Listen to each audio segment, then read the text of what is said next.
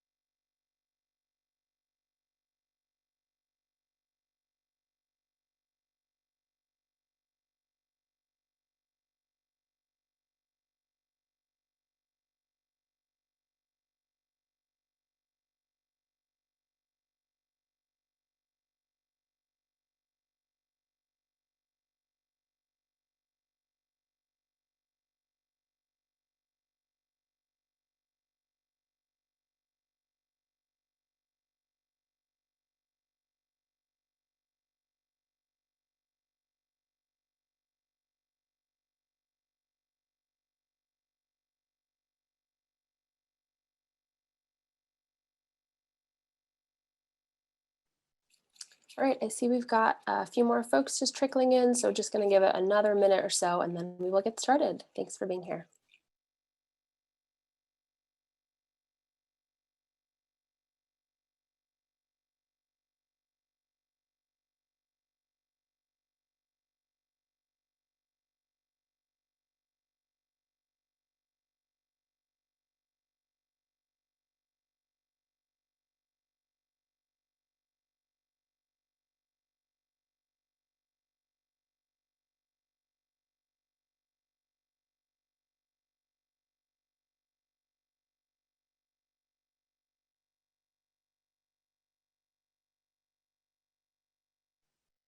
All right, we are going to go ahead and get started.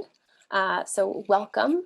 Wanted to say hello to all the partners, friends, and allies here today who are engaged in this really important work for housing and racial justice. My name is Rosa Coleman, and I am joined today by my colleagues, Rebecca Steadley and Dan Bristol from M&R. I want to welcome you to this Tips for Media Interviews training as part of Shift the Bay, which is a coalition-driven initiative to advance housing and racial justice in the Bay Area. Shift the Bay offers research-driven and field practice strategies, tactics, and messages, and aims to seize this powerful moment to drive new narratives for the housing and racial justice movement. The Shift the Bay initiative is partnering with the communications team at M&R, where Rebecca, Dan, and I work to present a series of interactive trainings throughout this year based on the topics that coalition members said they wanted to learn more about. By growing this coalition's collective skill and strategy with media relations and social media, we will have more power shifting the narrative and conversation in the Bay Area. We have done 2 trainings in the past few months, one in August on media relations best practices, and one in October on opinion pieces. And I'm seeing a few familiar names in the attendee list, so thank you if you've attended those trainings. Today, we'll be talking specifically about media interviews and how we can use them to push our narrative shift work forward. This training will be recorded and published on the Shift the Bay website for reference. My colleague Dan will drop the website link in the chat right now if you're not familiar with it. Thank you, Dan. We will have dedicated time for questions throughout the training, but folks are welcome to drop questions in the chat throughout. We'll be monitoring those and we'll do our best to address them as we go along. One thing I do want to note here is that on some of the materials, this training was advertised from noon to 1:30, but it is actually just 1 hour, so we will be ending today at 1 p.m. So at this time, I just want to ask participants to pop in the chat briefly. If you can write who you are, what pronouns you use, and what organization you're with, that would be great.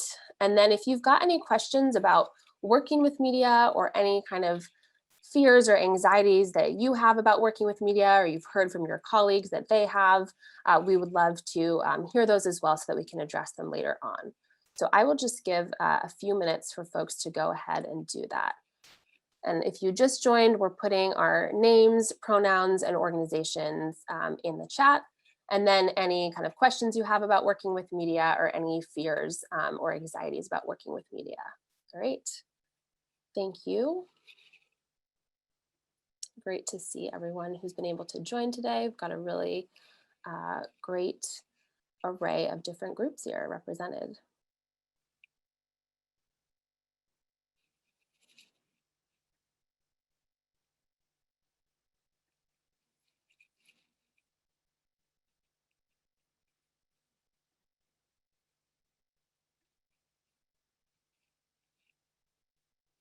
And again, feel free if you have any kind of immediate thoughts on this media relations work, doing interviews, anything that comes to mind, feel free to put that in the chat and we will address it later on.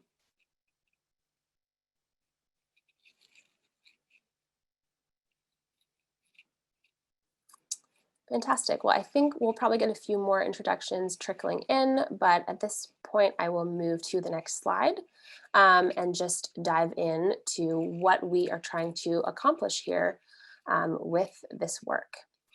So, we really just want to step back for a moment and think big picture about our goals overall. So our overall goal here is to elevate the conversation around housing in ways that prioritize racial equity and highlight the challenges faced by renters across the Bay Area.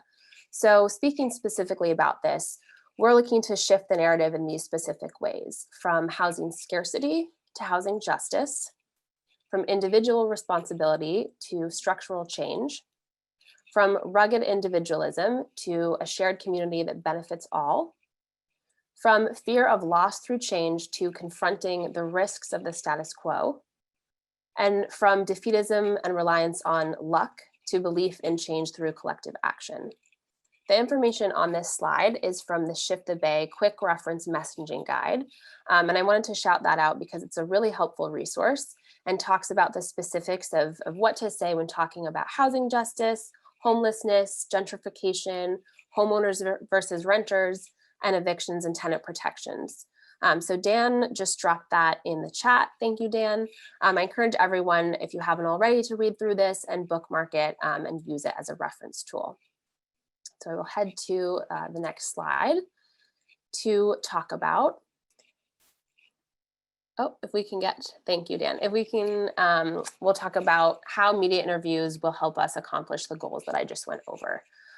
So, there's lots of different ways to accomplish those goals. And in past trainings, we've talked about overall media relations best practices and then how to successfully use opinion pieces to advance this work. But just to explain here what media interviews can do for us in terms of shifting the narrative, one really important thing that they can do is help us push back on the dominant narratives that we see in the press. So you all are engaged in this work and you can probably, name what those are, but a couple of the big ones that we've seen as of late are, that housing affordability or struggles are just inevitable in the Bay Area. It's just part of living there. And something that people just have to kind of accept as a way of life. That's one narrative we see a lot.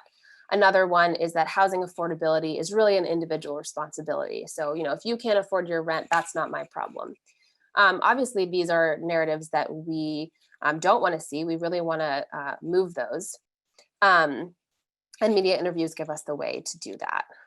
One other really important piece here for interviews is that they give us a chance to explain our message to reporters and producers. We can explain it to audiences as well, but it's really important that reporters and producers hear where we're coming from because they are often the people setting the framing of these stories and contributing to the really dominant narratives that we see. And then a third really important piece about media interviews is that it allows you to build relationships so that reporters will come back to you and your organization for future stories and incorporate your perspective in what they're writing about. So in recent months, we've seen a couple of really great examples of what can happen in the media when we push for the angles and the framing that we want, and then give access to strong interviewers. So two recent examples that you might have seen in the news are the following that I'm going to go over, and Dan is going to drop those links into the Zoom chat. But the first is that the San Francisco Chronicle editorial board editorialized in support of extending California's eviction moratorium and cited the importance of securing local government assistance for renters.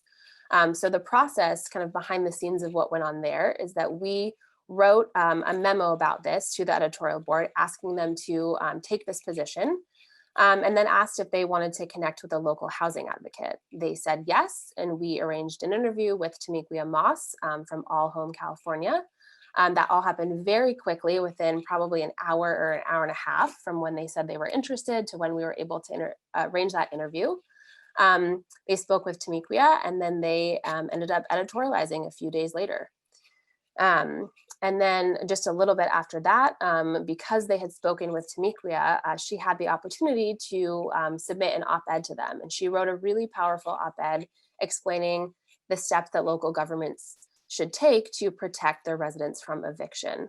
So without the initial outreach to the editorial board and then the subsequent interview with Tamiquia, these really powerful pieces likely wouldn't have happened. So I just want to highlight here, it's not about a win for one person, one organization. It's really about building capacity within all of the different partner organizations to exercise our collective power in changing the narrative around this issue. When the whole housing community is using the same narrative playbook, that is really powerful.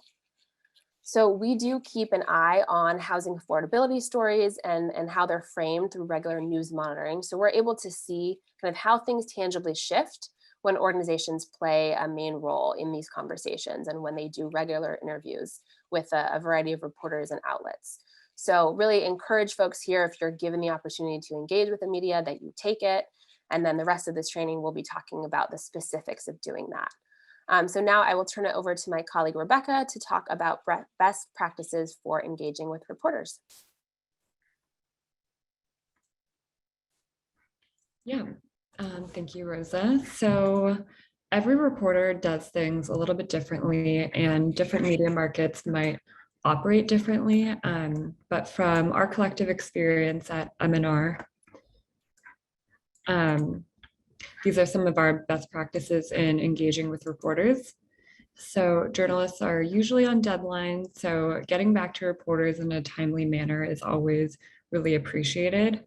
And it's always nice to engage with reporters' stories in an authentic way. So mentioning or complimenting a story they've written can go a long way as well, either on social media or via email. Something that we do a lot when we see a relevant story to an issue area that we're working on by a reporter that we don't have a relationship with yet is that we will reach out and thank them for the story, thank them for paying attention to the issue, and then offer our clients as a resource for any future stories. And then you can also connect them with other organizations as well. So you don't always have to be pitching an angle. You can just be building these relationships like Rosa mentioned. And then on the next slide, we will talk a little bit more about, before we get into how to do these interviews, we want to go over the different types of interviews you might run into or have already. So on the next slide, I'll talk about these from most casual to most formal. And the most casual type of interview is a coffee introduction. We're still seeing these take place virtually, and it's more of a casual, hey, I think what you're doing is interesting, let's meet for coffee to get to know each other sort of situation. So these are usually about 30 to 40 minutes to learn what the reporter is working on and also share what you're working on. It's very unofficial, but it's a great way to become a resource in the future. And next we have backgrounder interviews. Backgrounder is similar to the phrase on background, which is a very different thing, and Rosa will speak to that next. But a backgrounder call is a casual but informative session, usually about 15 minutes or so. And since this isn't on background, everything you say could still be quoted in the story. But essentially, reporters use backgrounder calls when they want to understand the issue a little bit better, and they want to hear from someone who has smart perspectives on the issue. The next type of interview is broadcast interviews. These are pretty straightforward. And we'll get into this a little bit later in terms of what to wear when you're on camera. But broadcast interviews are great for strong visuals, experts, firsthand accounts, and more in-depth interviews. And then we also have press conferences and panels or telebriefings, which are really good for getting reporters on the line quickly and convening both experts and reporters who are spread out geographically. And these are usually used when there's breaking news, a big announcement, or a new report is released.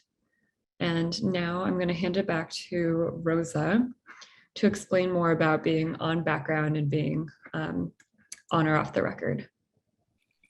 Thanks, Rebecca. And actually, before we dive into that slide, we did get a question in the Q&A box that I want to just address real quick. So this person wrote in and said, it seems that rather often a reporter or segment producer will approach their organization with a very specific story angle in mind, more often than not reinforcing one of the dominant narratives and unhelpful frameworks that we've learned about at Shift the Bay. So they're asking, beyond simply reinforcing and doubling down on our Shift the Bay messaging with our own op-eds, what can we as advocates do to motivate journalists to really look at the benefits of our framing? This is a great question and one I'm sure a lot of people are wondering. So it is typical that sometimes a reporter will reach out, they already know how they want to write the story, they just want to get a quote and kind of slot you into their story. So I would say, when they initially reach out, don't hesitate to kind of include your own framing there to say, thank you so much for reaching out. I think this is, a really important issue. I want to make sure that you've considered this angle of this piece. Here is a piece of research we have that backs this up. Here is an anecdote we have. We can connect you to, a local resident who can speak to this. But really, when you get that initial outreach, not being afraid to really name what you can contribute and sort of steer them in that direction. So it might be, not possible to really shift the entire framing of the piece, but if you can really advocate for your own angle, that can really do a lot. And sometimes when you, name that for reporters, that can be really helpful for them because they might have not, thought of this specific framing that you're bringing up. But also it means that as they continue to report on this issue, that they could use that for a future piece. And so really, I would say, do not hesitate to kind of be strong in speaking with reporters and don't shy away from including your own framing. But I know it can be tricky and that's a really important question. So thank you for asking that. And if folks have other questions, feel free to drop them in the Q&A box and we will get to them over the course of the training. But now hopping back to the slide, just delving briefly into speaking on background versus on or off the record. We'll move to the next slide here. Just want to outline some of the pieces here because I know this can be confusing, especially for people who don't have a lot of experience working directly with reporters. So just as kind of a little cheat sheet here for on background, it means that the reporter can publish the information that you've given them, but they won't use your name. So examples of what how you'll see this in the media are a senior official with the Biden administration said, blah, blah, blah, or a source close to the matter says, whatever they say. That is on background. If you are on the record, this is really important to know. If you're on the record, expect that your name and your title will be printed. So think of any conversation that you're having on the record as a public conversation. And a kind of general rule of thumb in media relations is that you don't want to say anything in an interview that you wouldn't want to see on the front page of the New York Times. So just keep in mind that anything you could say could be attributed directly to you. If you are speaking off the record, it means that the information that you are providing cannot be used for publication. But really, really critical here is that the terms of this conversation and it being off the record must be negotiated up front before you begin speaking. So an example of what you could say here would be something like, I'd like to speak off the record about the impact that Governor Newsom's latest policy proposal will have on Bay Area residents who are currently unhoused. So you just need to make sure you get agreement from the reporter on these terms, whatever they are, before you delve into the conversation. And it might just be that you want to give this information to them off the record so that they have it as their own background information when they're writing the story, but it doesn't need to be published. So it's really good to think about before you do an interview, how you want the information to be used, if it's more helpful to be sort of in the background, just as an FYI for the reporter, or if you need it to be in the story. And how you feel about that information will dictate what type of interview it is. So again, if you have any questions about this, feel free to drop them in the Q&A, or you can wait until our kind of dedicated question sections. But now I will turn it back to Rebecca to discuss how you'll want to prepare before your interview. Yeah, so on the next slide, we'll have a few tasks for when reporters reach out. But for all the different types of interviews we just covered, you'll take the same steps in preparing for those. Before you go into an interview, these are some of the things that you want to remember and want to run through beforehand, and that are needed to make sure the interview actually happens. So before the interview, make sure to clarify exactly what the reporter wants to talk about. Sometimes reporters can be vague, or it's a broad topic, so you just want to be prepared. You're welcome to ask for questions ahead of time, but it's not a red flag if they choose not to send them to you. That just, is how they work, or they might not even have the questions prepared yet. And then you also want to make sure to know when a reporter's deadline is. So, for scheduling, you can arrange your schedule accordingly and not miss the opportunity, because we have seen that happen, unfortunately. And you are also going to want to confirm what the format of the interview will be.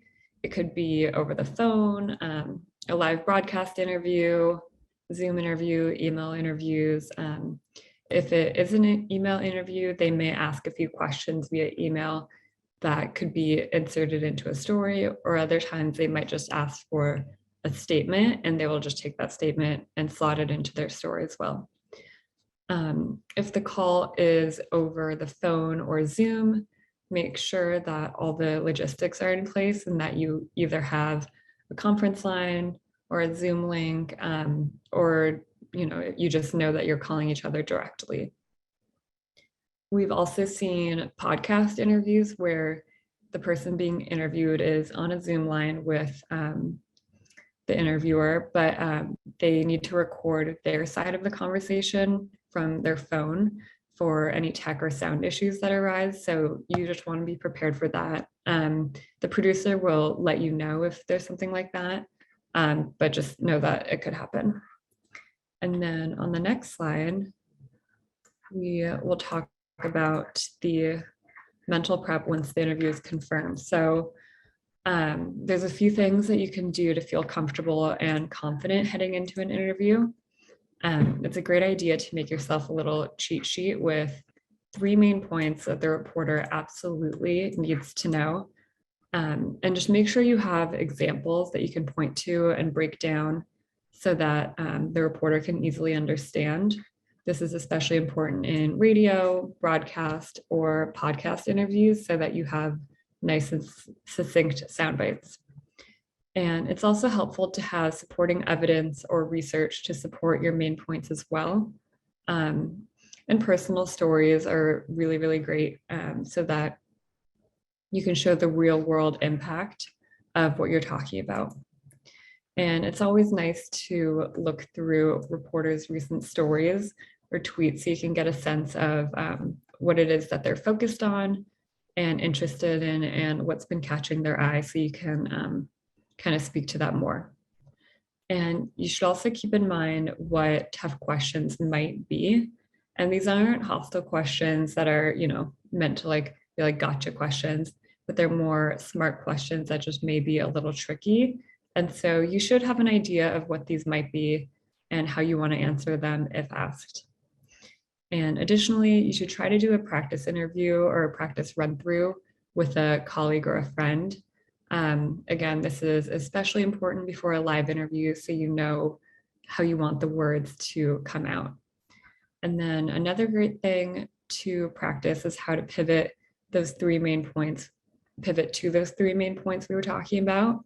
You want those points to be the focus of the interview. So if you get asked something that you don't really want to speak to, or that's not really on topic, you can always say something like, I can't speak to that, but what I can tell you is, and then really drive home the point that you're hoping to make. And now Rosa will talk about the best practices for during an interview.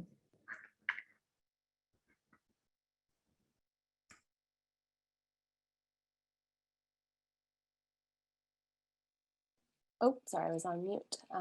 Thank you, Rebecca.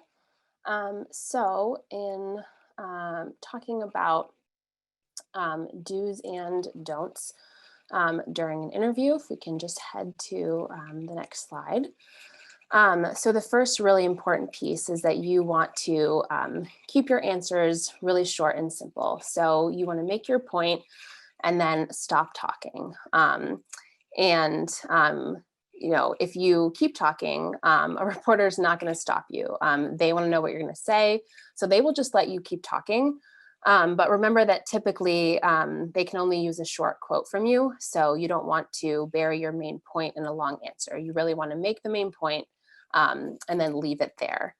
You know, if you feel like you've landed the question and made your point, you just can stop right there and let the reporter ask you for extra context and examples. This is hard to do. We're not really trained to speak like this, and it can definitely take practice. So I encourage you to try that with friends or family or others that you feel comfortable with. The next kind of piece to be aware of is that sometimes there will be an awkward silence in between questions, and the reporter won't immediately jump in. You know, maybe they're looking at their notes or they're thinking through their next question. But don't feel like you have to keep talking to fill that void. And for newspaper questions, you know, sometimes the questions won't necessarily flow in a specific order and they can feel kind of jumpy and awkward. But in broadcast interviews, usually they'll try to keep the segment flowing with related questions. One thing that you definitely want to do is to share stories and real world examples that you can kind of point to make your point come to life and really be more memorable for your audience. Know that it can be really hard to think of these on the spot, even if you feel like walking in, you have 10 things to point to. Once you're on the spot and maybe a camera's on you or the reporter's like looking you right in the face, it can just be hard to come up with those. So you want to make sure that you're prepared with the exact examples that you want to use. So like Rebecca mentioned, if you have kind of a little cheat sheet, that can be really helpful to just write down those examples on. One thing you also want to really be aware of is your body language. So one tip that we have found is really good for, you know, on camera, of course, but is helpful for radio too, is that you want to stand up. And so you'll sound a lot more engaged than if you were sitting down. And since there have been so many changes in how we do interviews now with Zoom interviews on camera and radio interviews over Zoom, pre-recorded, all of that, if you have the option to stand up and really use your full body while you're speaking, that will help you come across a lot more kind of confident and just engaged. And then one other element to be aware of is that most reporters will close an interview by saying something like, is there anything else that you'd like to add here? You definitely want to take that opportunity to repeat your most important message one more time. Even if you feel like you've already kind of, you know, hit it home, just make sure that you repeat that and you use that opportunity that they've given you to say your number one main message to them. We've got a couple don'ts listed here as well. These are pretty obvious, but the first is just not to give a one-word yes or no answer. You really want to use each question as a chance to use kind of personal stories and examples and explain why what you're talking about matters. And then the other piece to be aware of is not to use kind of jargon or acronyms or really kind of wonkier things. phrases. So, unless you're speaking to an extremely kind of niche publication, you want someone who's pretty unfamiliar with your work to be able to understand what you're talking about straight off the bat. So, we have found it's really helpful oftentimes for media interviews to prepare with someone kind of outside your typical group. So maybe it's a neighbor or a friend or a family member who works in a totally different area. But if you're kind of explaining something and they are just looking at you with a blank look and they don't, they're not following you, that's a really good indication to you that you need to adjust your language to make sure that anyone can understand what you're talking about. And then just a couple things to be aware of as well in terms of time for interviews. For a print interview, you want to plan for that to be probably at least 15 minutes. Could be maybe even 30 if reporters are new to an issue, but that's a lengthier amount of time.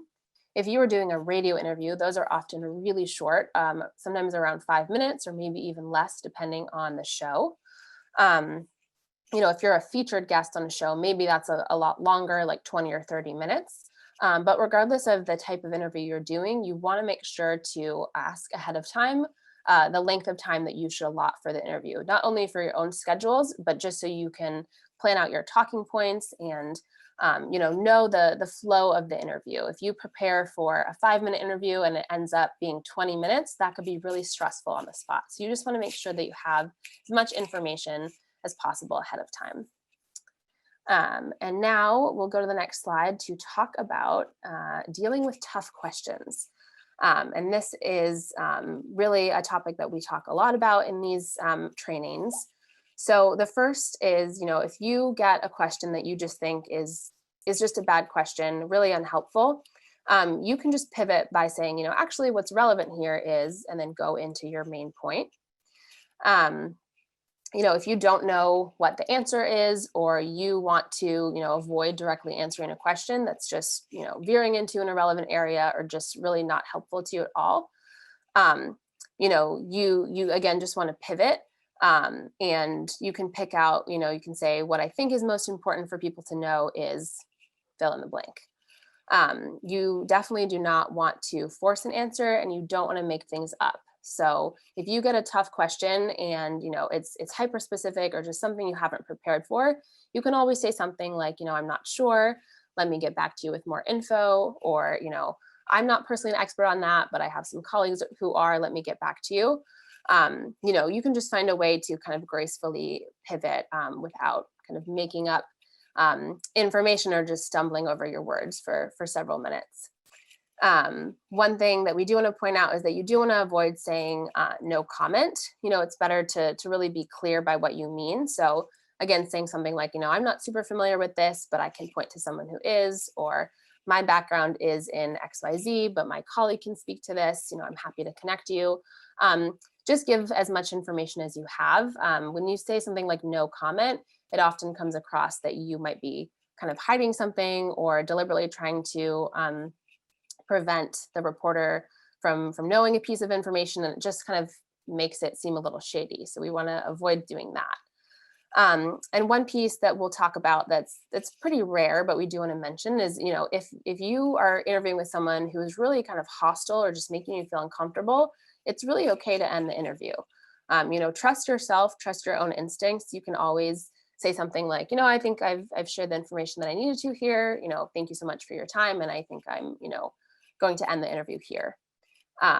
So those are a few notes about just how to deal with these tough questions. And now I will turn it back over to Rebecca to talk about what you will want to do once your interview is over.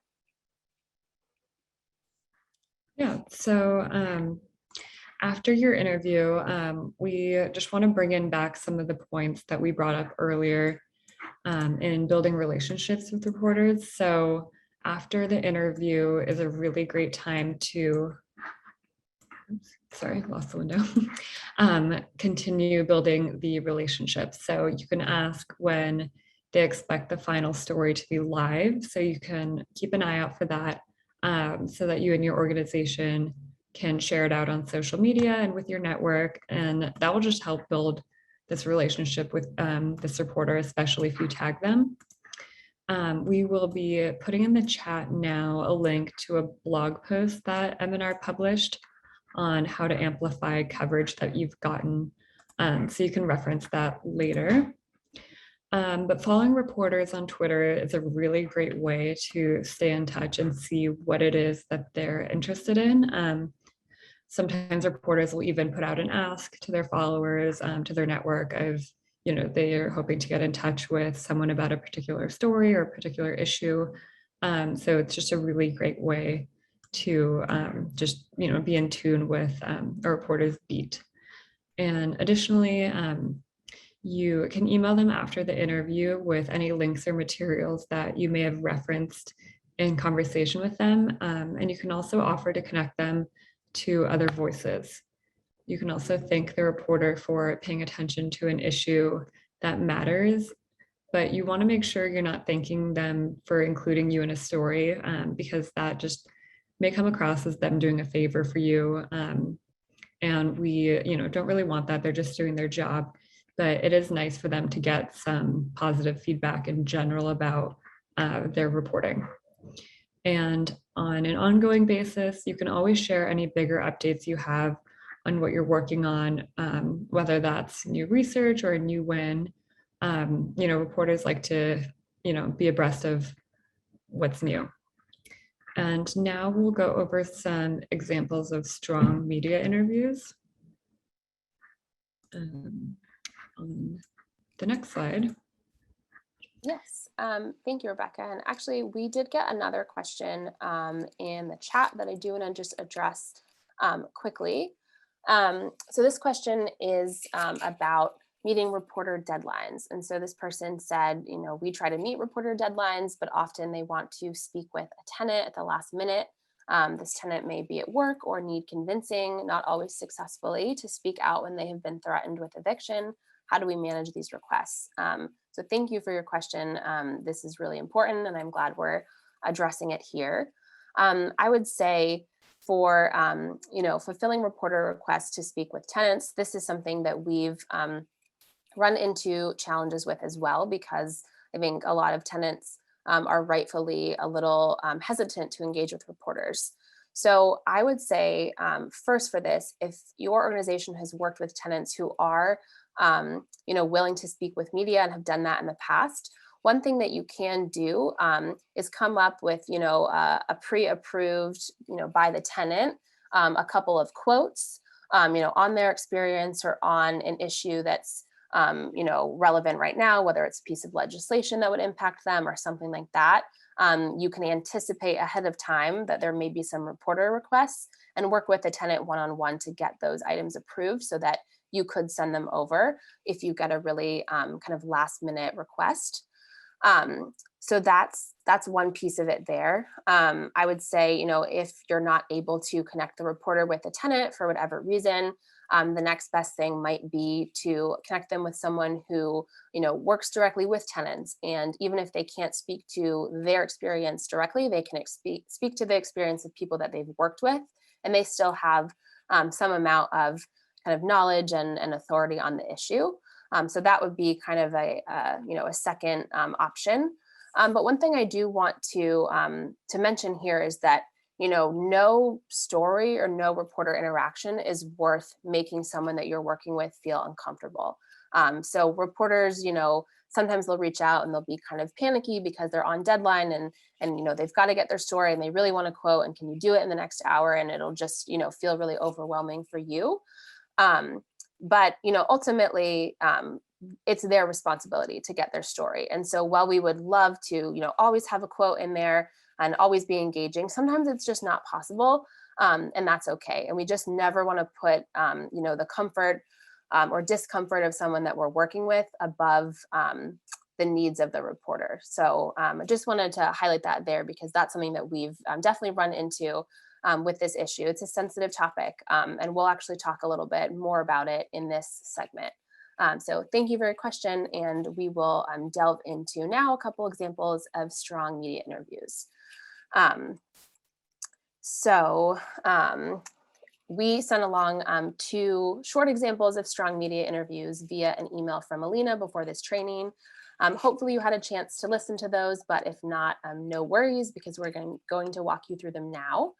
And before we kind of delve into these examples, we do want to hear from all of you. What do you consider the characteristics of a good interview?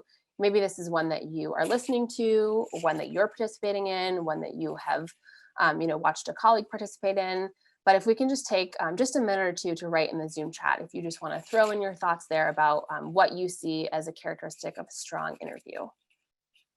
And actually, Dan, if we can go back to the previous slide, that would be great. Thank you. So just give a minute or two for folks to weigh in.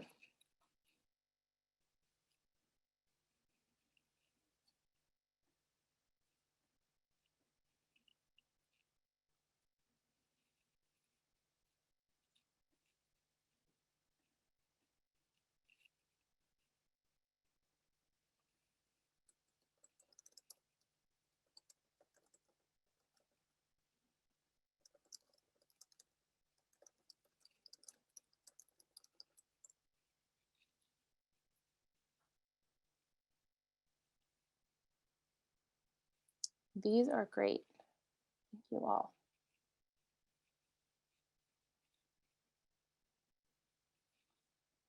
Yes, absolutely. I'll just read these off for people if folks are listening in on the phone and not able to look at the chat.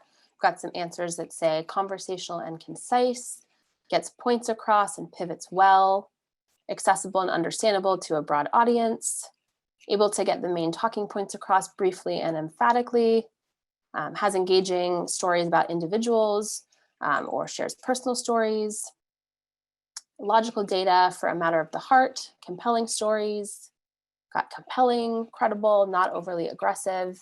These are all really great components of a strong interview. Yeah, absolutely. Specific stories and examples that clearly demonstrate a bigger picture, for sure. So feel free to keep sharing your thoughts in the chat. We're going to delve into these two examples that we shared ahead of the training. So I will now pass it to Rebecca to talk about the first example. We'll head to the next slide. Yeah, so a great example of an interview with an expert rather than a storyteller is one that Stephen Menendian, a lead researcher at UC Berkeley's Othering and Belonging Institute, did with KGO TV in the Bay Area earlier this year.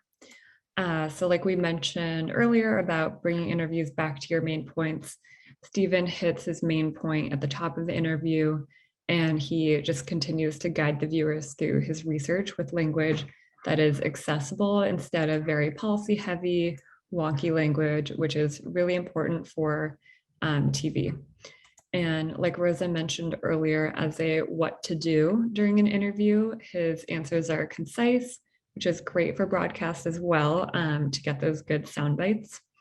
And he also is able to smoothly pivot when he doesn't have the exact answer.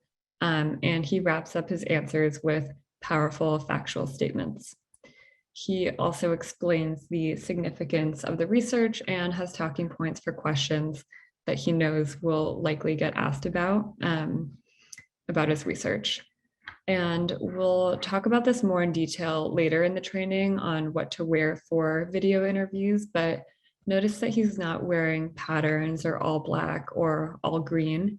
It's something that's important to keep in mind for being on camera. And now I'll turn it over to Rosa to go through another great example. Thanks, Rebecca. So heading to the next slide here for the second example. This was a really short interview overall, and we asked you to listen just to the last answer of it, which was about 90 seconds, because it's another great example of a really strong response here.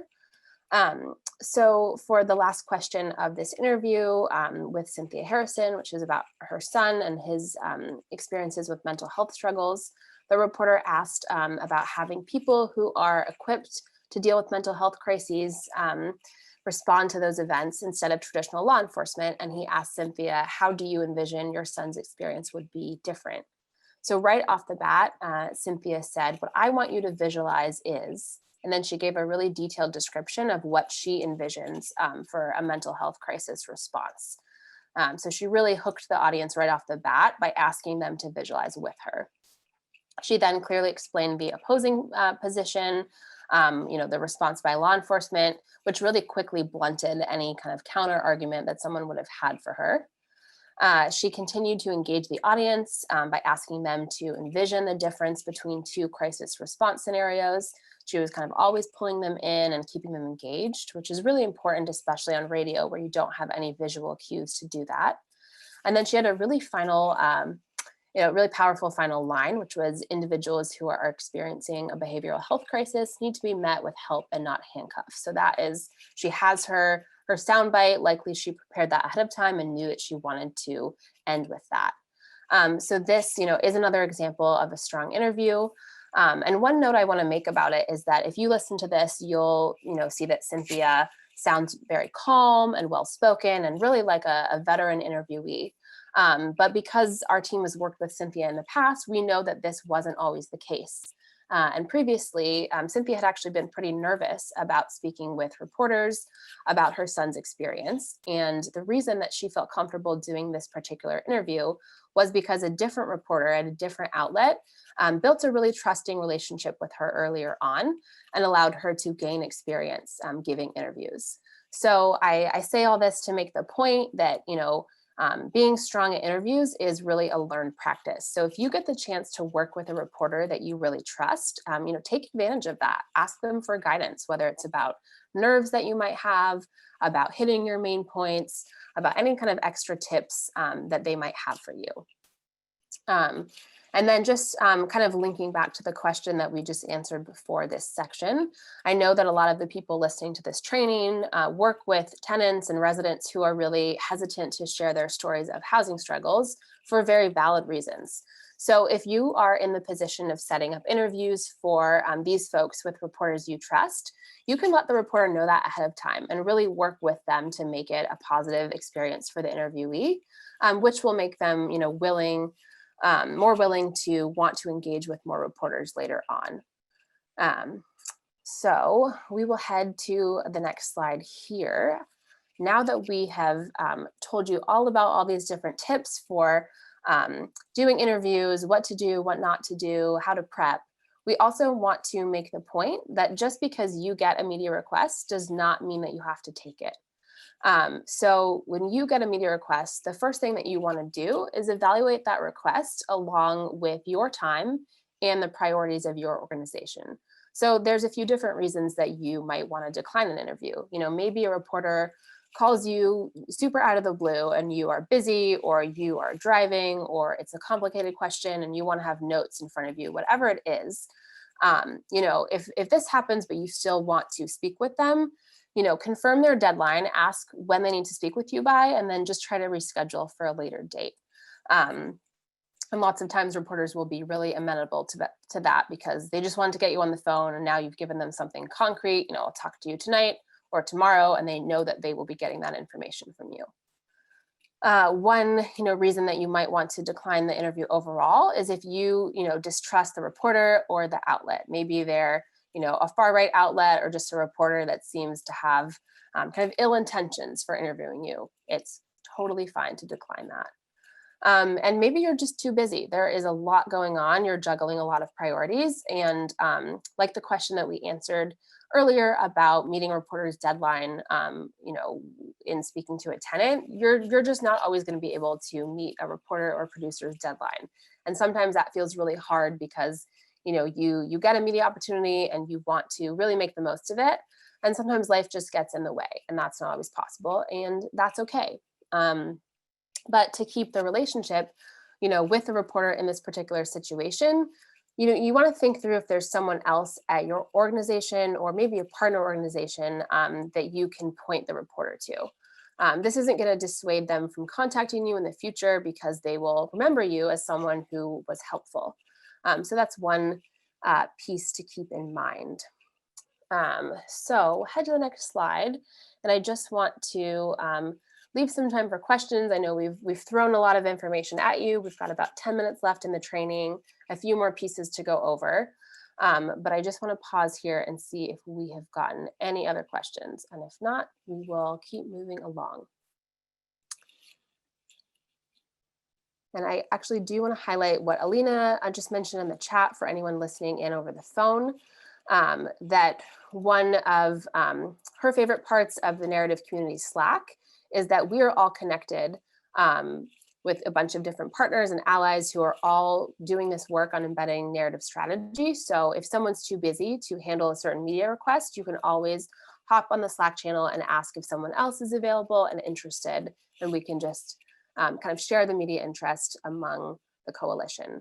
So if you're not on the Slack, or if you have questions about how to use it, feel free to write that in the chat, or I think you can just probably chat myself or Alina directly, and just let us know that you need some assistance with that, and we can contact you after the training. All right.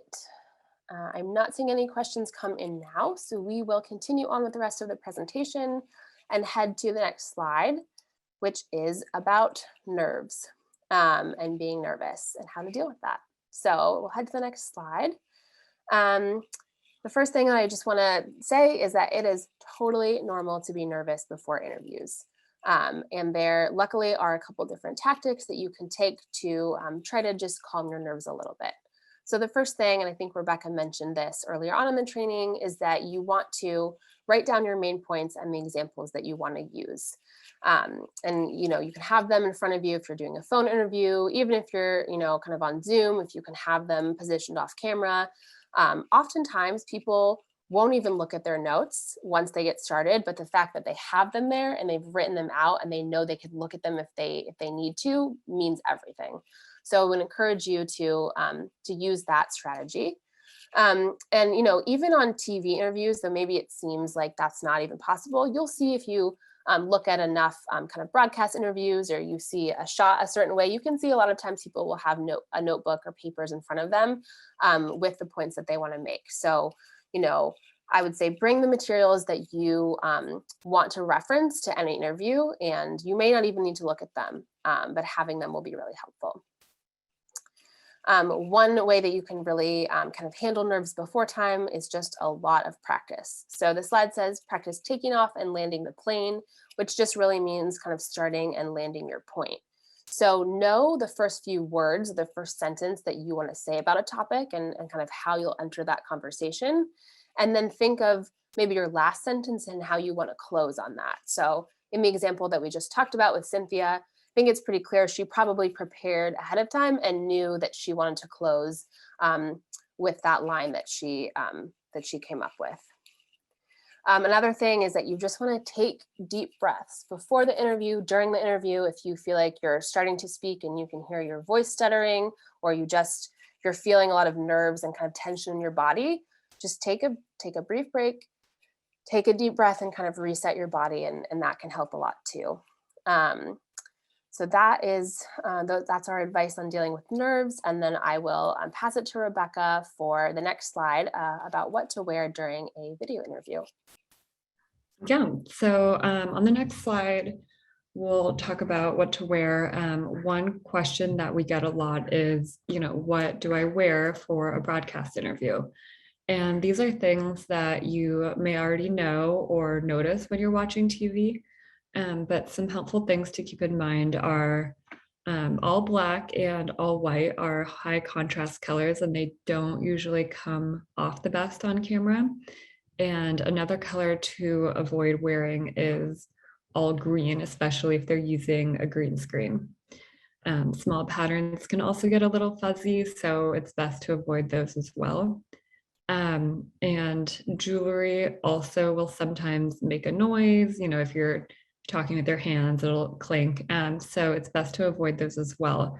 And that is applicable for radio interviews as well, or, Zoom, not just, in a live studio setting. But most importantly, you're just going to want to wear what you feel most confident and comfortable in, no matter if it's an on-camera video or not. That's just when you'll feel your best. And then on the next slide, we will talk about if you don't get quoted in a story. So sometimes we get questions like, why did I go through all this work prepping for the interview, doing the interview, and I still wasn't quoted?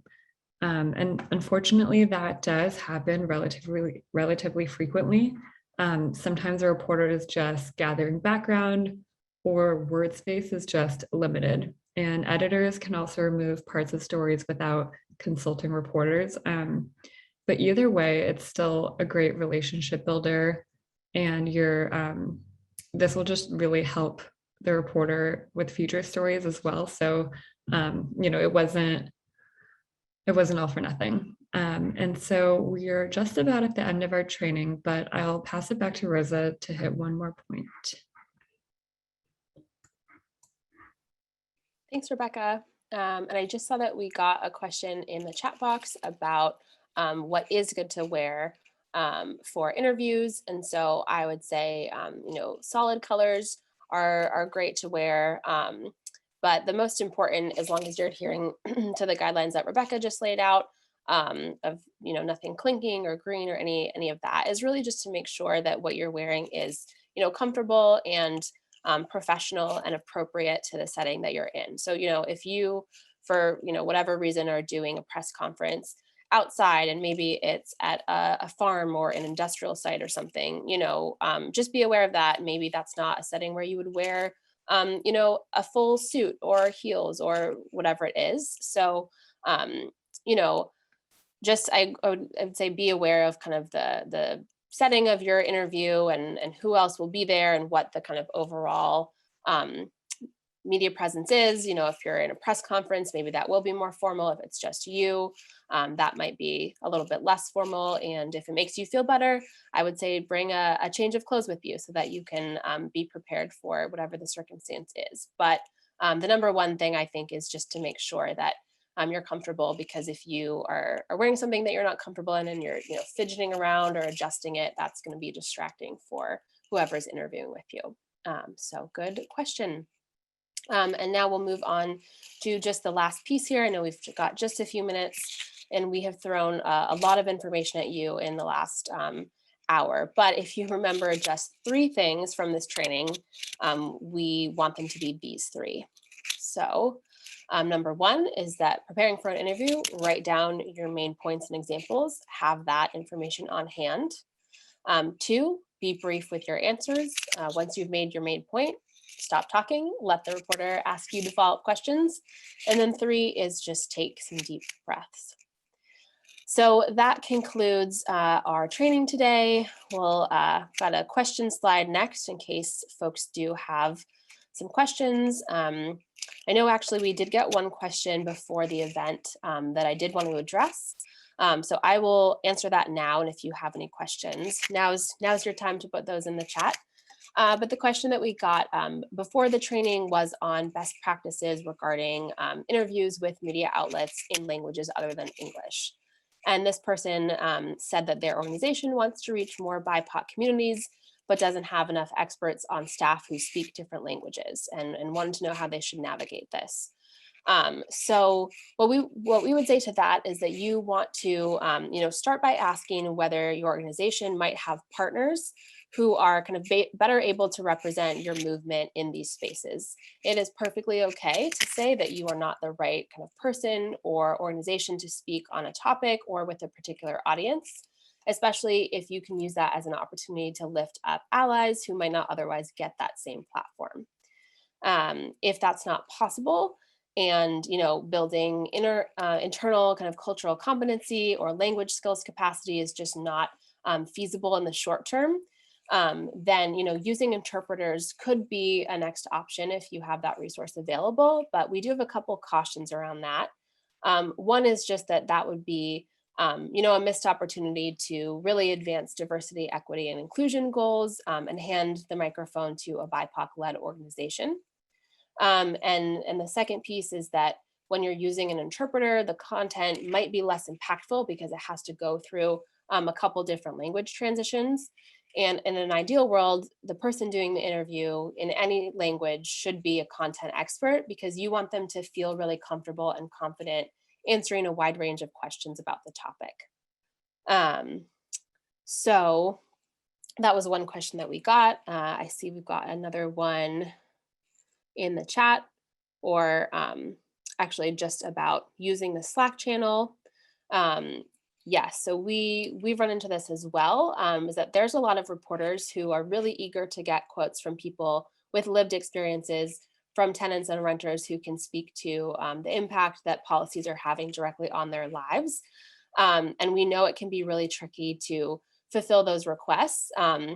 But we just want to make one more plug to, whenever possible, reach out to the folks in your network to see if anyone is willing to fulfill those requests, because when reporters don't have the opportunity to speak with folks who are directly impacted, they will often go to landlords or to NIMBY folks or people who just have a perspective that is pretty opposing from what we're trying to advance with our Shift the Narrative work.